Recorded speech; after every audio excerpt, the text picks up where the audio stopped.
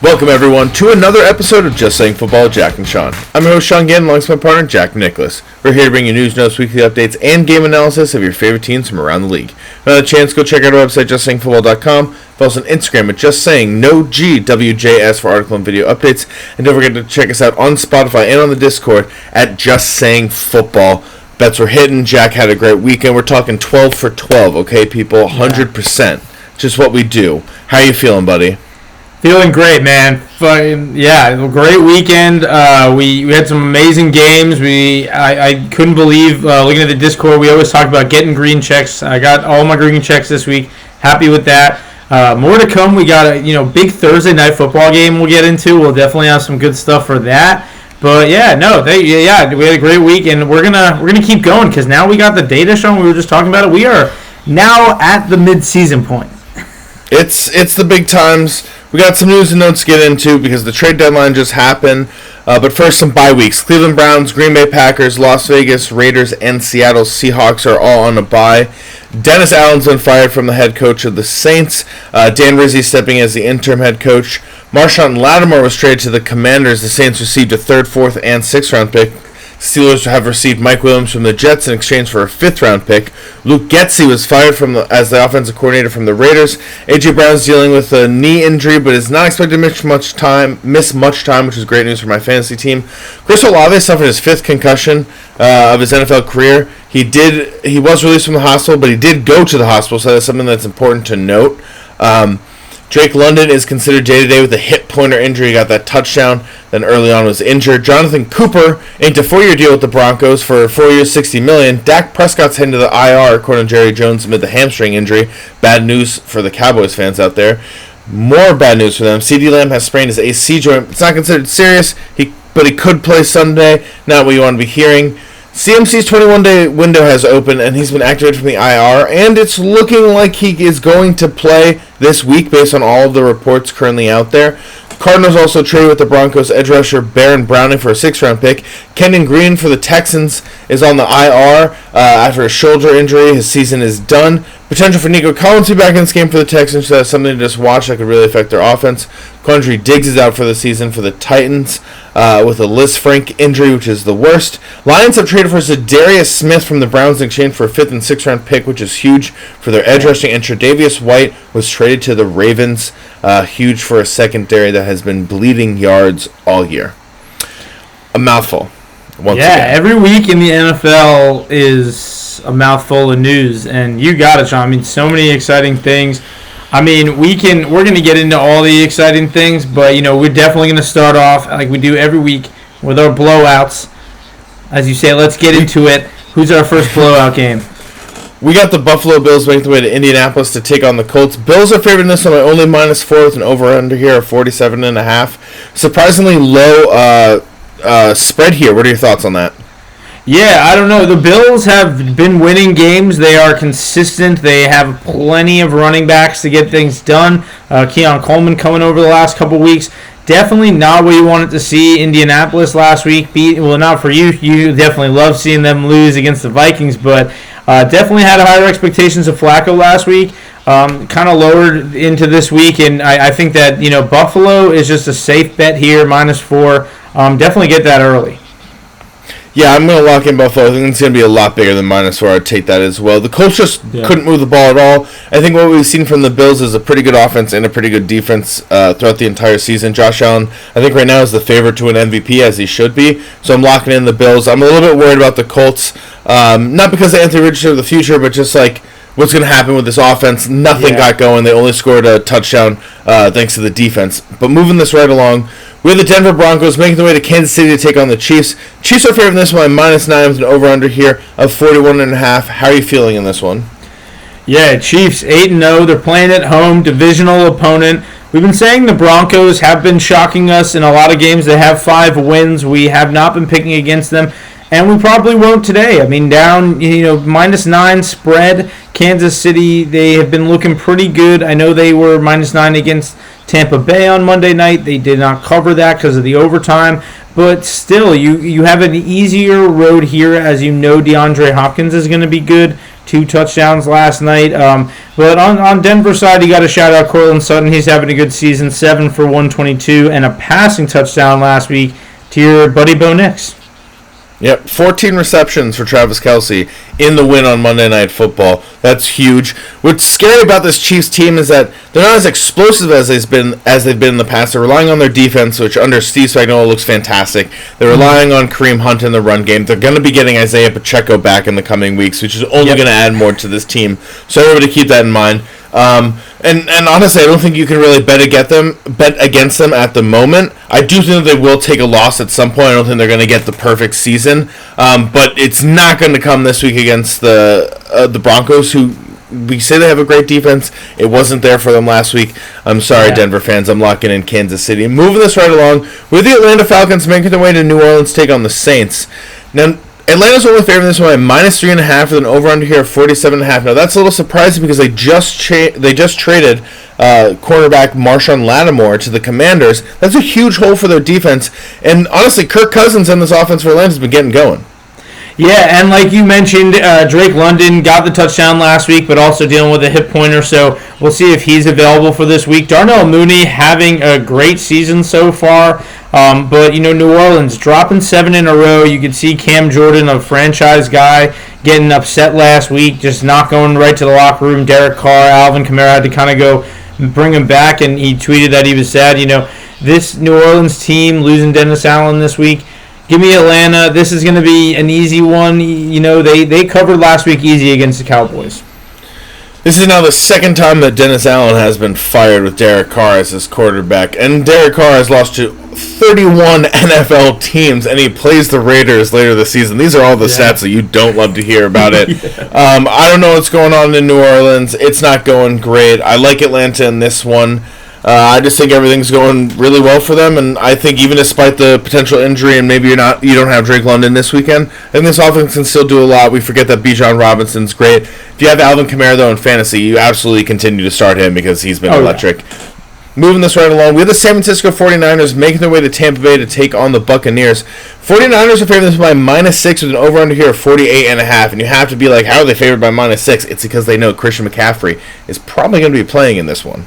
Yeah, and we always say when Vegas knows, they know. When you see the spread at 6 after Tampa Bay just went toe-to-toe with Kansas City, there's a reason for it. And, San Francisco sitting at 4-4. Winning this game, they'll be 5-4. It's a lot easier than being 4-5 where the Bucs are right now, trying to dig yourself out of a hole.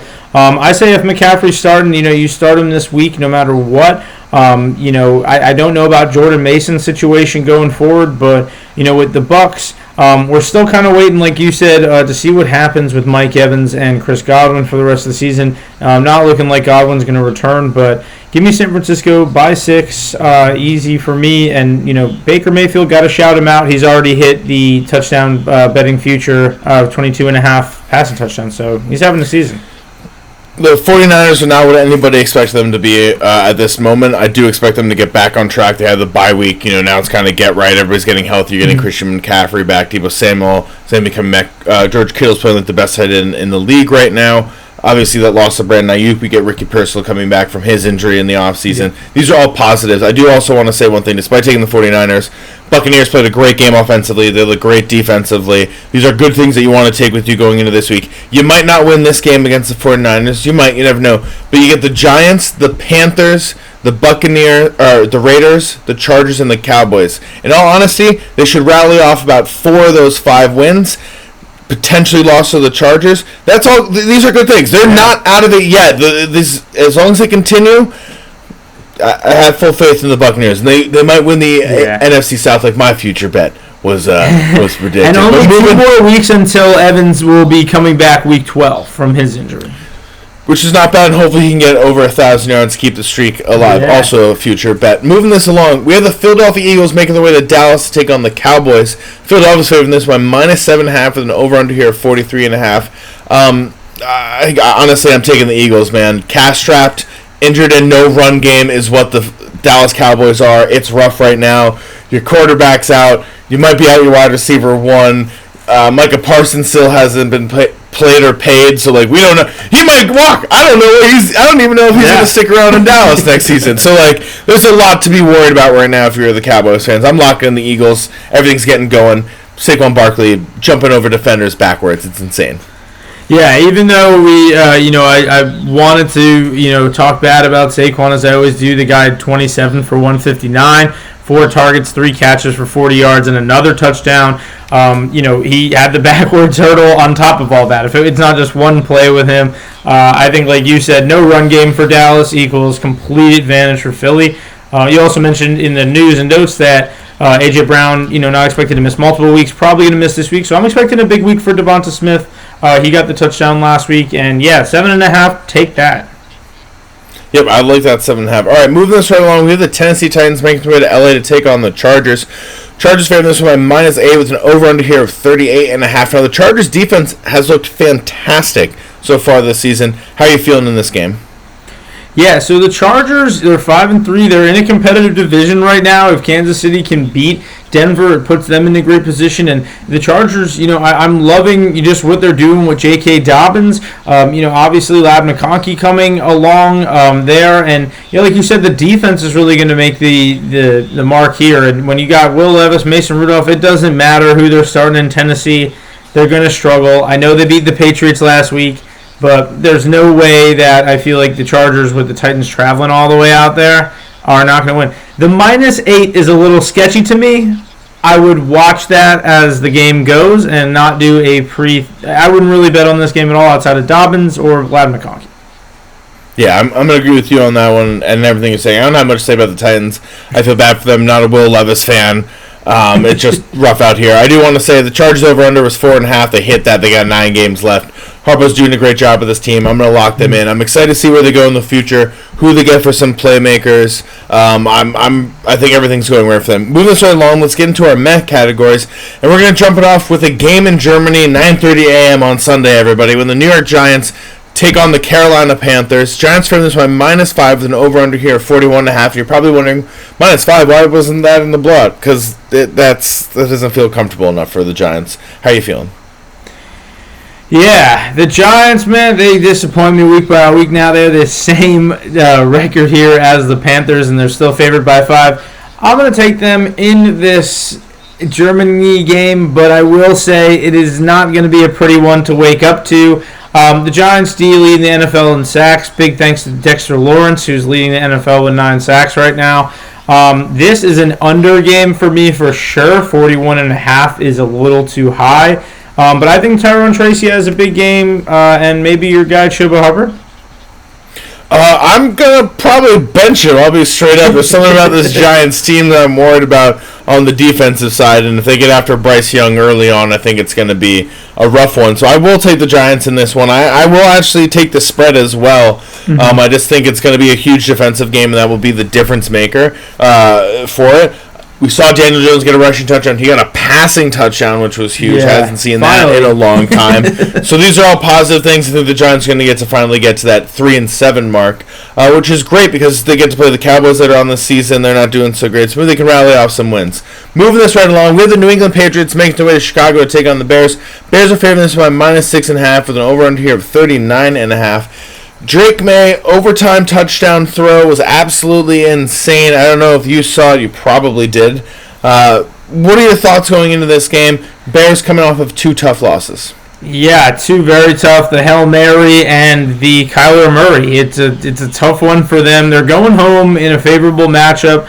6.5. I think this is a get-right game for them. They finally just needed a matchup that they would have a way to figure out their pace again that we've seen earlier this season.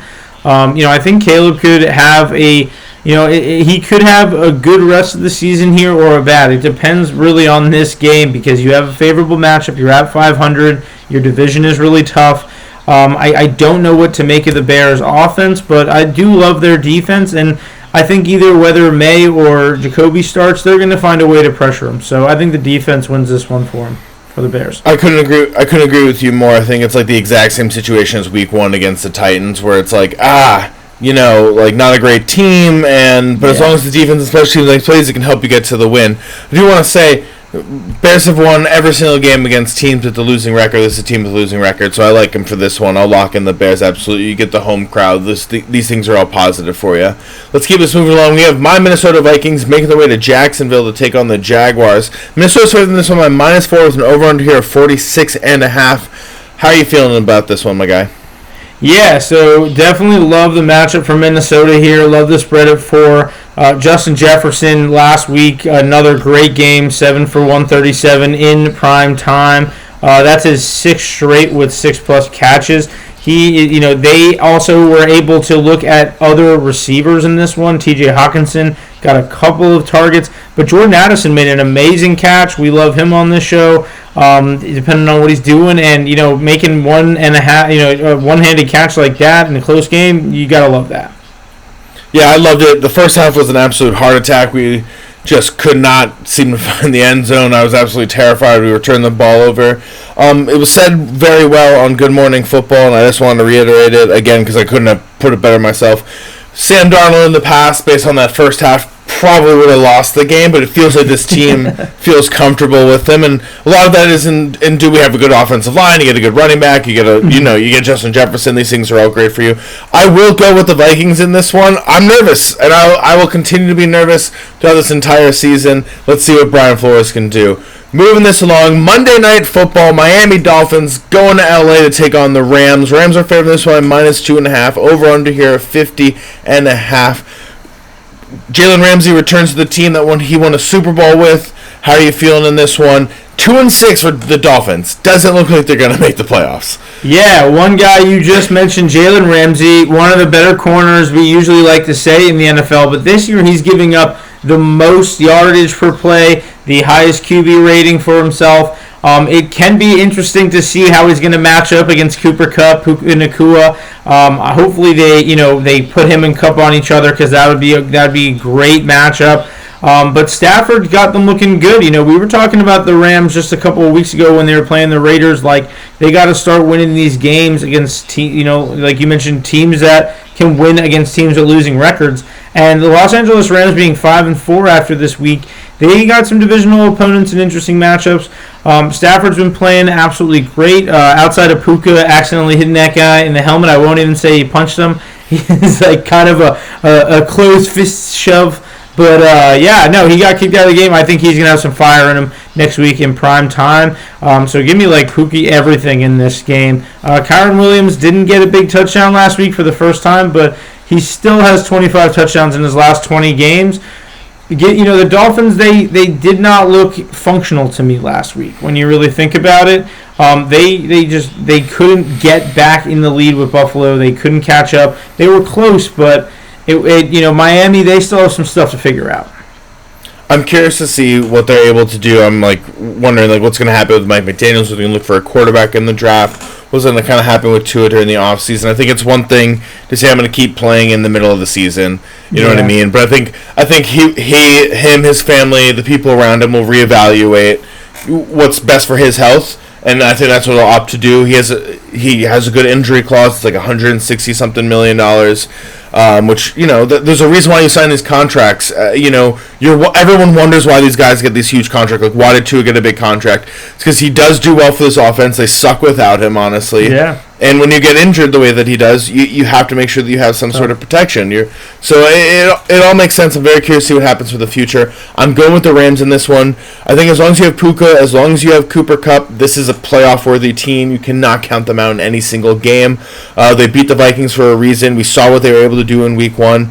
No more punching players. It happens. We all get a little bit testy on the field. I totally get it, but it shouldn't happen in the future. I expect also a little bit more fire in the belly from Puka in this one. Moving this along, games of the week, buddy. We're going to kick it off with some Thursday night football when the Cincinnati Bengals make their way to Baltimore to take on the Ravens. Ravens are favored in this one by -6 with an over-under here of 52. What are your thoughts going into this one? 52-point over-under. That is sounds good to me with these teams.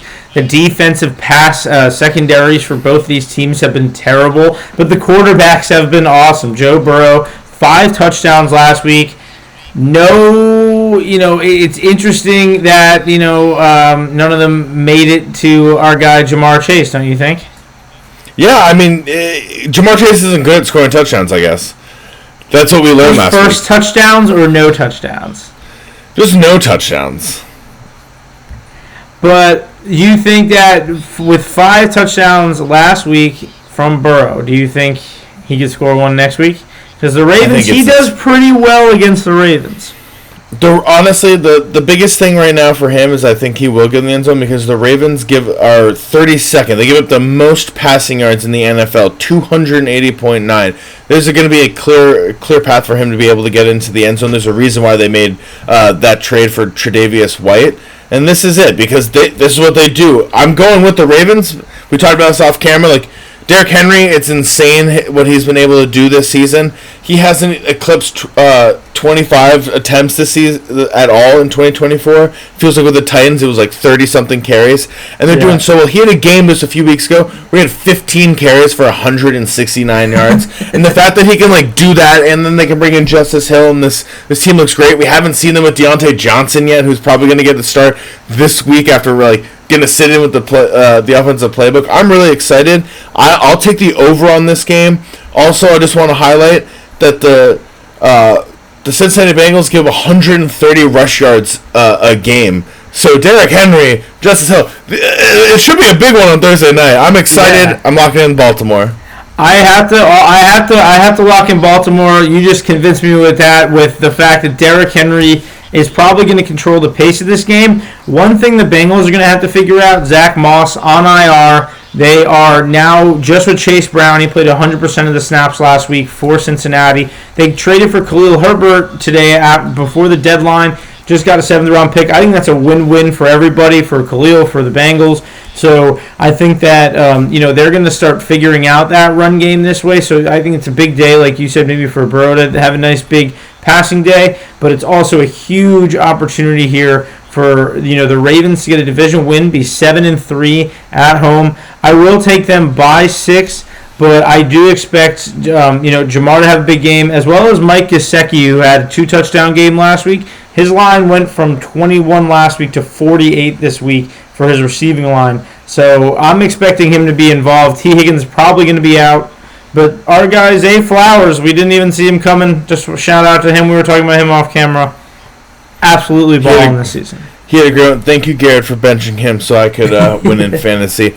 Moving this right along, and speaking of another AFC North team, we have the Pittsburgh Steelers making their way to Washington to take on the Commanders. Washington's favoring this by -2.5, over under here of 44.5. Steelers are coming off the bye. Jaden Daniels, lock for Offensive Rookie of the Year, honestly, at this point. What are your thoughts? Terry McLaurin, 2 touchdowns, 2 catches. That's all you need to do, though. Yeah, no, he's an absolute beast. We knew this, but the way that he's connecting with Jaden, it's like DeAndre Hopkins this week with Mahomes. He's like finally has somebody to throw to him. And the thing is, the Commanders 7-2, first time since 1996, since the year before we were born, that they were at this record. So we have never seen a Commanders team literally like this in our lives. You mentioned, like you said, the Lattimore trade. That's a trade that tells me that they're going for it. And that's not a receiver or anything. He is going to go in next week and just cover man-to-man on whoever they ask. Could be a good George Pickens week if he's not prepared. But I will say the Commanders' defense is holding it down just fine. I've been picking the Steelers for weeks. I'm going to pick Washington because they're at home. But if this was in Pittsburgh, I'd be inclined to take the Steelers because this is a 2.5 for a reason. This is going to be a close game. I'm going to go with the Steelers. They've had the extra time to prepare. They're coming off the bye week. They've been hearing about this team for a while. I don't know how many snaps Lattimore is going to get, quite honestly. You know what I mean? He's coming into a new defensive system. It is Dan Quinn, though. He might just send him out there on the island and say, get George Pickens the entire game. Or take the right side, left side, whichever side he prefers. You never know, quite honestly. But I do like that. I think the Steelers' defense is playing great, the same as Washington. I was worried about Washington. I was like, these players are old. They don't really have the playmakers that you necessarily want. But Jaden Daniels was my favorite quarterback, and they're playing great, so I can't be more happy. But I am going to go with the Steelers. Very curious to see what Russell Wilson does in this game. They've been able to win games despite the quarterback change, but they're in a tough AFC North. You just mentioned Ravens trying to get to 7-3. Steelers trying to avoid getting to 6-3 to make sure they still have a hold in the AFC North. So I'm very curious. Moving this along. New York Jets making their way to Arizona to take on the Cardinals. Cardinals win this by -1. Over under here 45.5. What are your thoughts going into this one? I know, everybody, it's Jets Cardinals. Rather the game of the week, it's because I don't know. Feels like it's gonna be a good game.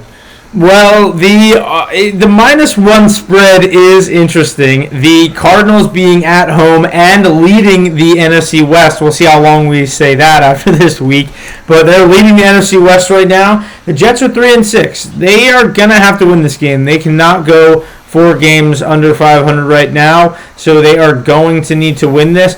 I think they could win this. It could, if it's a close game. Arizona has been good at comebacks, but usually not with close spreads.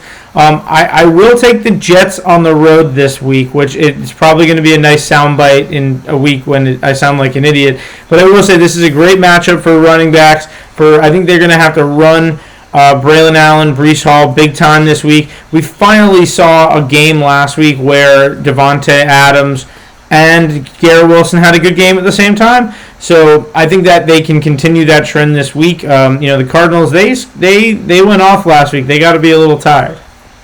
I want to say the Jets were 2 unreal catches away from it being a loss or an even ugly game. So shout out to Garrett Wilson for making that happen. Because without those, we're looking at this game and we're talking about the Jets very differently. We've been talking about it every single week, I feel like. It's a must-win game. It's a must-win game. We're going to have to do a Jets highlight. Like, how are we talking about them every week? Because it literally changes. But they lose this game. Season's wrapped. Like, you have to win every single game because the Bills are that good. The Bills are 7-2. You need them to lose 4 games. The AFC North, because of how good it is taking up a lot of those seeds right now. So if you're hoping for a wild card spot, it's getting brutal. The Broncos look good. They're winning games. The Chargers look good. They're winning games. The Jets need so much to go right, but the only thing that you can control is winning. So they need to rally off the next 9 games to still be a competitive team.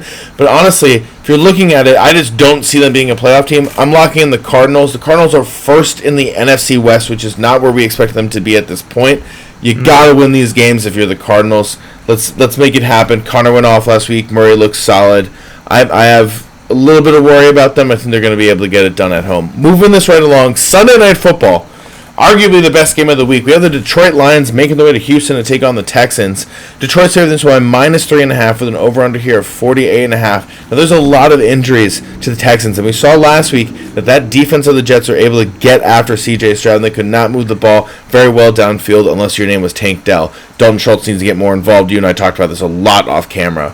Yeah, Dalton Schultz, the only bet I've lost in the last 15 because he did not get 3.5 catches. That's crazy. Definitely needs to be more involved this week. Tank Dell finally looking like he was getting fully involved. Nico could be back this week, but we can't bank on that. It's a late game. But man, Goff, playing great this year. Not too much passing yards, but he's playing just great football, clean football. The Detroit Lions have been controlling everything with what they're calling Sonic and Knuckles with Montgomery and Gibbs. I think that's an awesome nickname. The great thing is Houston's at home. They have gotten a little bit of rest for this one, but I will say, the Kenyon Green injury that you mentioned before, that had definitely affected them last week. And if Detroit is able to get in on that with the defensive line they have, it's going to be a big problem for the Texans. And this is a must-win for the Texans. They need to control their weak division right now and just start to clinch the playoffs and get people healthy. But I'm taking Detroit. They're the safest bet anyone all year. They're still giving you -3 Detroit, and they've been beating teams by 30. Good teams, bad teams, it doesn't matter. They are going to get every one of their guys involved. And Jamison Williams coming back from suspension this week, so love him or hate him, that guy is due for a big one. Yep, I hope they get him involved. Let's see what they can do. This entire team, like you mentioned, it's Sonic, it's Knuckles, it's the offensive lineman. Everybody has their own play that they can dial up for a touchdown. We see it week in and week out. I think right now the Texans are suffering from the injury bug. I'm a little bit worried about that interior offensive line, like you just mentioned. What if Detroit's able to exploit it? You obviously got Zadarius Smith now. they're able to get after C.J. Stroud early and often, I think it's going to really change the course of this game because Detroit can score going deep. They can score with the run game. They can score using like a West Coast short pass offense. They can really score however they want on you. They take their time. They can do it in 3 seconds. It's absolutely brutal. They are the best team in football at the moment. I would say even in front of the Chiefs, despite the Chiefs' undefeated record at the moment, just because of what they can do offensively and defensively. Texans, it's going to be a tough one. If Nico Collins comes in this, I will say take the over at 48.5. If not, I would stick to the under. I mean, it's potential that maybe it's somehow like a weird blowout all towards Detroit, but I don't think it will be like that because the Texans do have a good defense. Yeah, they will. They will cover their points a little bit, right? I'm locking in the Lions. They'll get to 8-1, man. This is kind of crazy that you never would have said it 5 years ago. Like, hey. Exactly. Lions are going to be the best team in the NFL. You would have been like, you're bugging. I don't know what you're talking about. But that's all the time the Browns are going to win the Super Bowl. Yeah. After that playoff run, for sure, they're going to have a great team. They traded for Deshaun Watson. That's a great move. No, it's not. Sorry. That's all the time that we have. Thank you, everyone, for tuning in. Thank you, everyone, for listening. Thank you, guys. Have a great Week 10. I can't believe it's Week 10 already. Just make sure you're watching us on YouTube, Just Saying Football, Spotify, Just Saying Football, Just Saying Football on Discord. Make sure you're in to get all our links in our Instagram at Just Saying with no G, WJS, and Just Saying Bets. Thank you guys for watching. Enjoy.